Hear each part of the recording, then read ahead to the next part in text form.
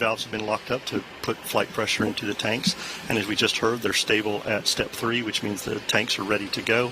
And here at about 5 seconds, we will hear the team ECS reduced for launch. Give their final go. 25 seconds. Status check. Go Atlas. Go Centaur. Go Mars 2020. There we go. We are ready to go lift off this morning, Joshua.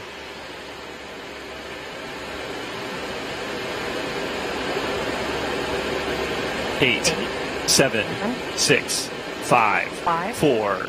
Engine ignition. 2, 1, 0. Release and liftoff. As the countdown to Mars continues, the perseverance of humanity launching the next generation of robotic explorers to the Red Planet.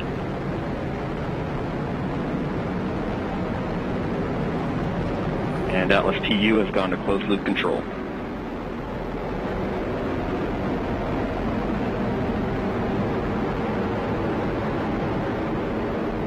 Coming up on 30 seconds into flight, the RD-180 is throttling down as expected. Engine response looks good.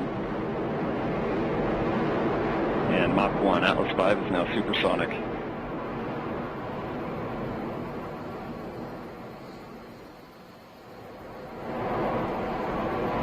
And passing 45 seconds into flight, vehicle is now passing through max Q, maximum dynamic pressure.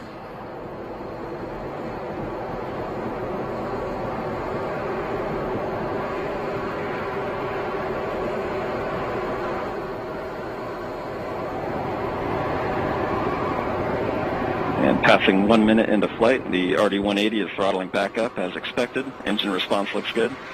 At this time in flight, the SRB chamber pressures remain nominal. The RD-180 pump speed and fuel injector pressures are responding well to demands on the engine.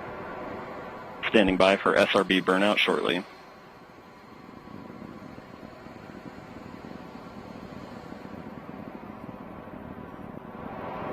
And we have burnout on all 4 SRBs. Burnout pressure signatures look good. Standing by for SRB jettison shortly.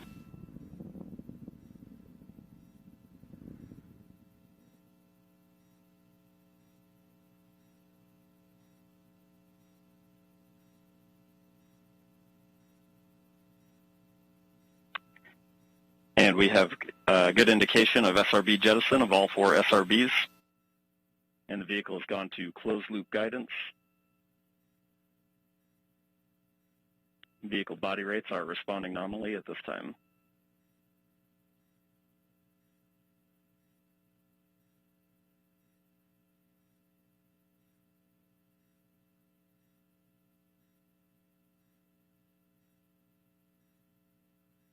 And coming up on 2.5 minutes into flight, the RD-180 is throttled down slightly as expected. Engine response continues to look good.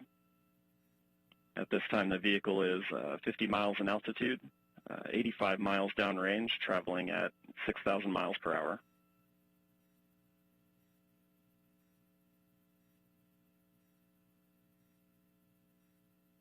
And the Centaur reaction control system is now pressurizing to flight levels.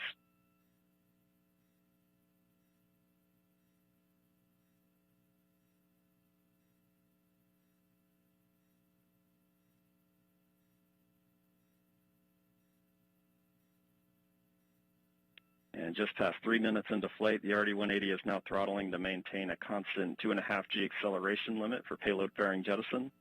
Engine response and vehicle acceleration look good.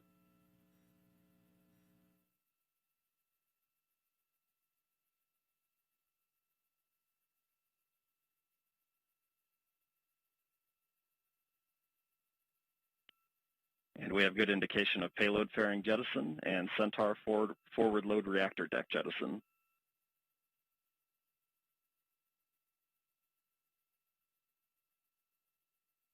And the RD-180 is throttling back up to attain a 4.6 G acceleration. Engine response continues to look good.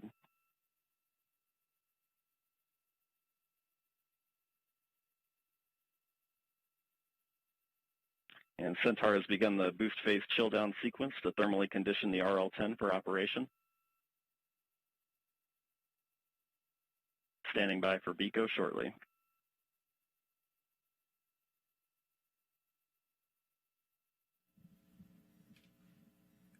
BECO is the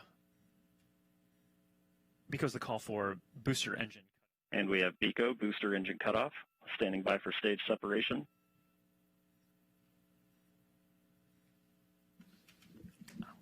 And we have good indication of Atlas Centaur separation.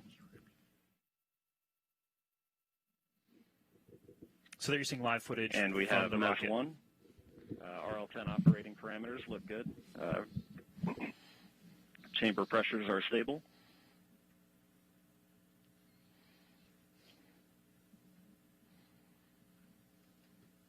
This will be the first of 2 burns for today's mission. This first burn will be approximately 7 minutes in length.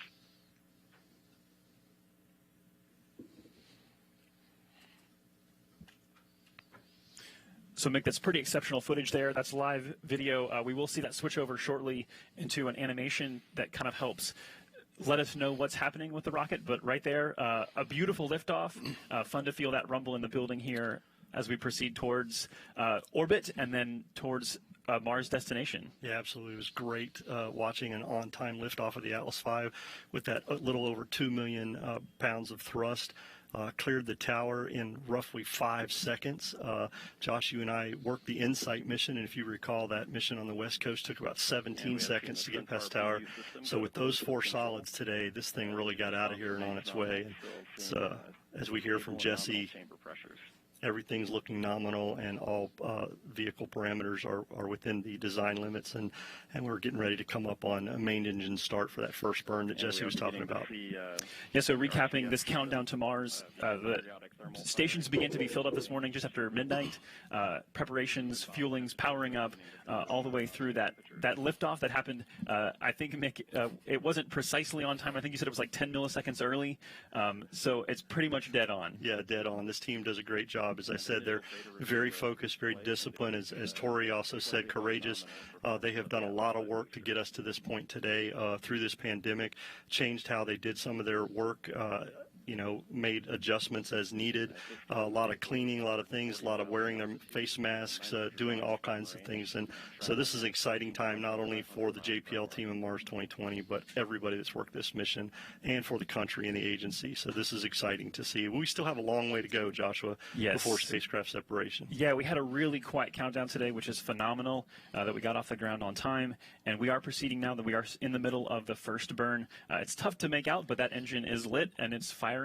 So we are in motion. There you go. There's that animation we talked about. The telemetry there as we switch to a TDRS compatible data format. TDRS. Overall telemetry quality is very good. The space tracking system. So there you go. This is not an actual video, but this is an animation that's driven by real data. So although we're not actually seeing the engine on screen right now, we can see that the engine is lit, and that is driven by the data that says that the engine is truly lit and we're in this burn. Yeah, the launch vehicle continues to send telemetry to the launch team via the TDRS network, as you mentioned, and that allows them to continue to watch what's going on and make sure all their sequence of events meet their timeline. We continue on a nominal flight this morning.